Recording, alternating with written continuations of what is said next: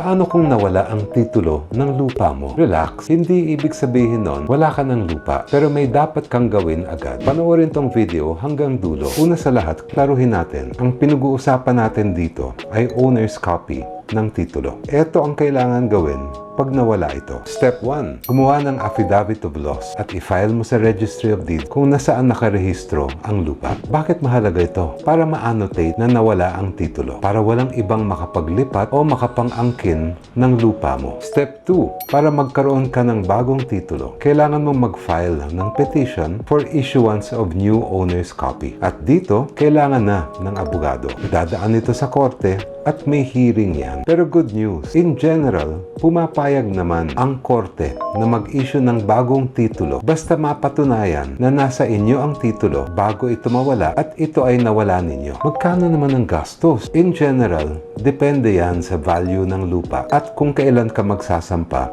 ng kaso. Magtanong muna sa Clerk of Court ng RTC kung saan sakop ang lupa mo para may idea ka na bago gumastos. That's your legal life hack. Follow for more.